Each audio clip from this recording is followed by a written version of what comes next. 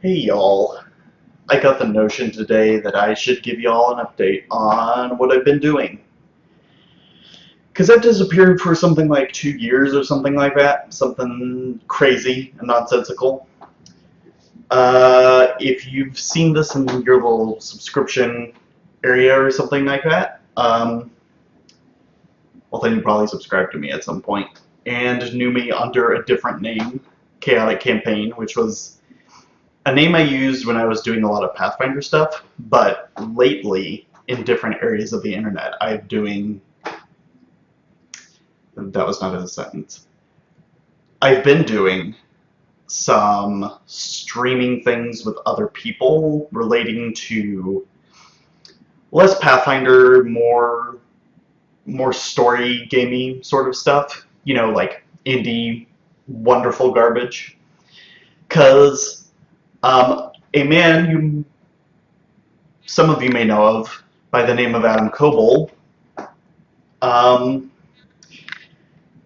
I started kind of watching his videos for a bit, maybe about like a year ago. This wouldn't have been too long after I stopped making videos for Chaotic Campaign, I don't think.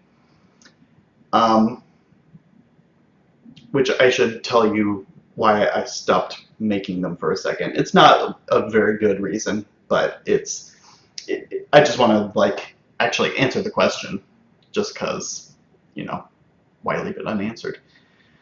Um, yeah, I'm rambling, so I'm also forgetting things that I intend to say. Um,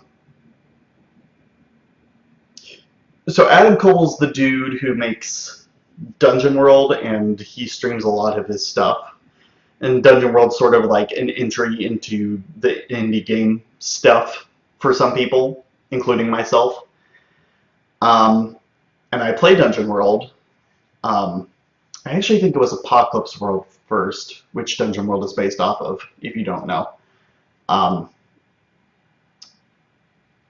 I played that, had maybe more fun with it than I ever did playing Pathfinder, because I was being like a, you know, narrative-y kind of wanting to play my character sort of person, and Pathfinder, you can you can definitely play a character in Pathfinder for sure, and a lot of the later books help you out with that, particularly Ultimate Campaign, if I'm remembering the name of that book correctly, because it gives you backgrounds and interesting stuff like that, and that was a good book.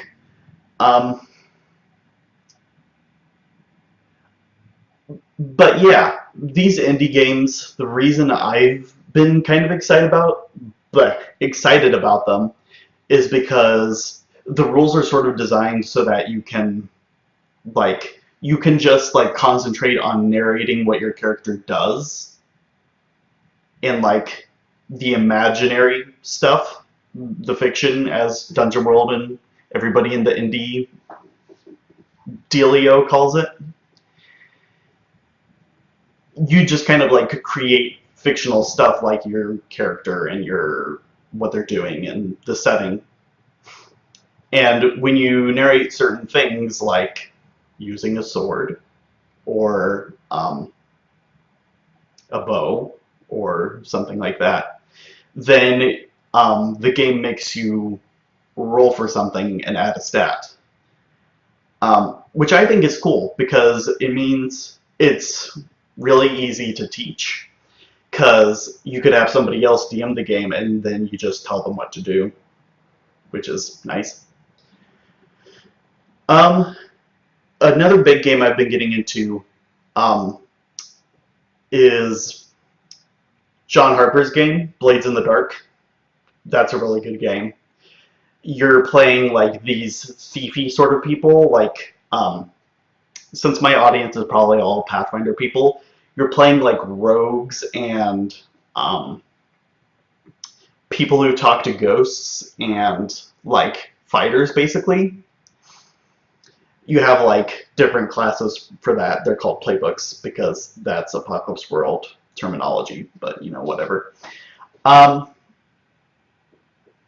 you play those sorts of people in this like haunted steampunk city, and that's a blast because it does all the stuff that Apocalypse World does, but it does it in a kind of like Eternal Chainsy sort of setting, which is what I was looking for and what hooked me on that particular game.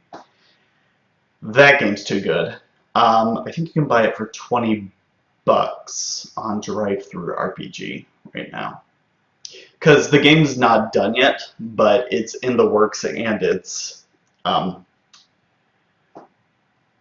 exactly like early access for video games. So since I missed his Kickstarter, I just bought the game, and then he basically gives me, John Harper gives me like updates as he comes out with them.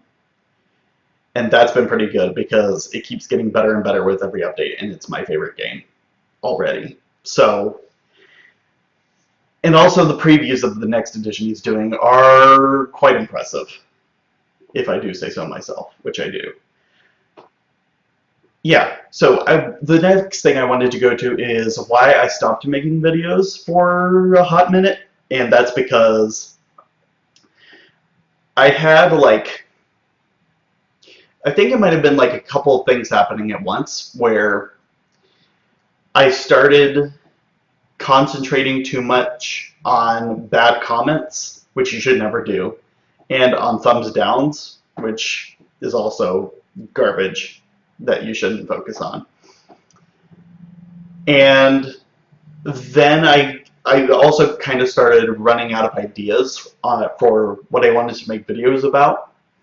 And the ideas that I did have at that time were like the Welcome to Ustalov or wherever else videos, which require a lot of effort to do, and that just seemed daunting, so I just didn't do it. Also, filming to me at that time, like getting in front of the camera and talking to a camera,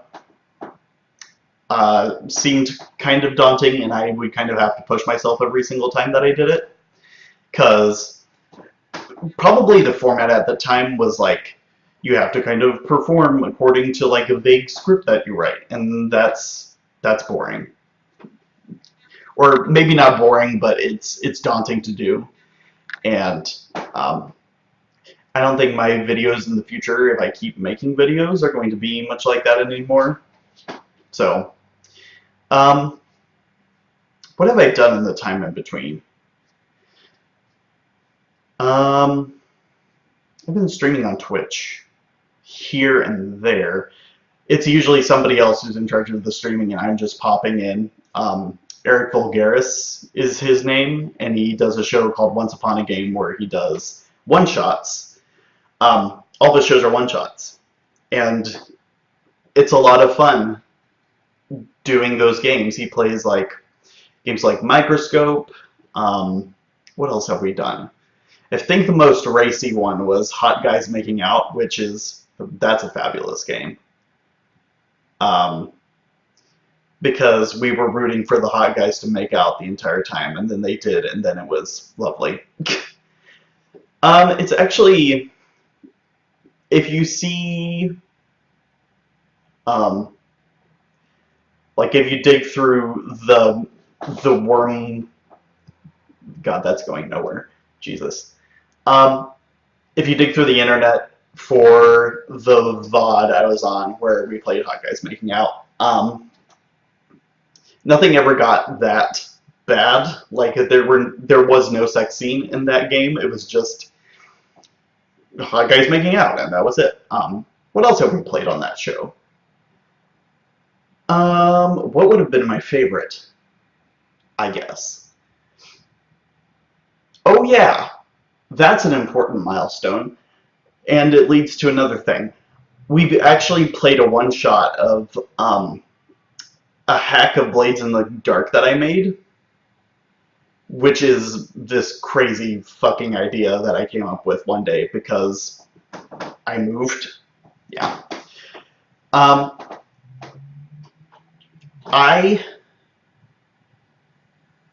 So I made this game about, instead of Blades in the Dark being about, like, you know, building a criminal enterprise in this haunted city and blah. That wonderful goodness.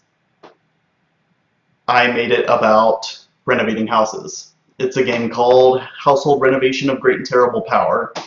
And my fastest and messiest pitch for it is that it's HGTV mixed with HP Lovecraft. Because you're kind of like house flippers, and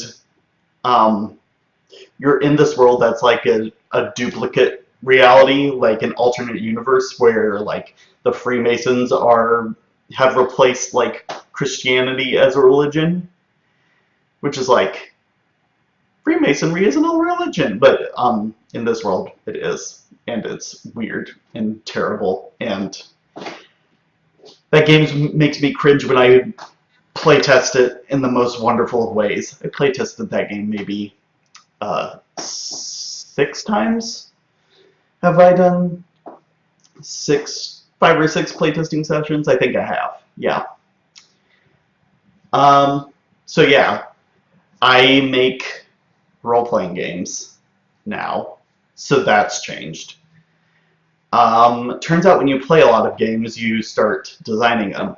I'm sure the earlier stages of this chaotic campaign channel were an indicator of how that would become a thing later on, because you could see where I was like making my own archetypes for Pathfinder classes, and that's all about like how do you make the game you're playing into the game you want and stuff like that. So that's interesting shizzle. If I run out of things to say here, I might just end the video.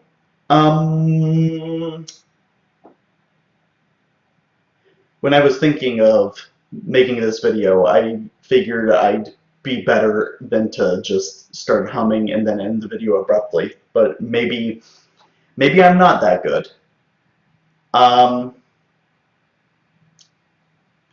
There's nothing to be ashamed about, though, because, you know, this is a vlog, and vlogs tend to be really messy, with people staring off camera like I've been doing for half the time.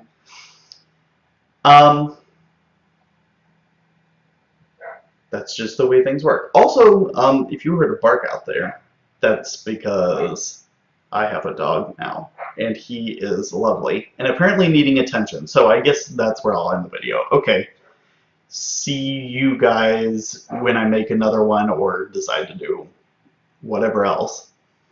I have a Patreon, by the way. That's where I'm trying to like distribute my role-playing games. It's patreon.com/darklavendervoid, and if I decide to make more videos, I'll probably tie the making role-playing games business into the I'm making YouTube videos business, and then they can just be a Venn diagram of lovely, and then we can do streams on Twitch where I just make a game because I have game design skills now, I suppose. Anyway, puppy wants attention. I'll see you eventually.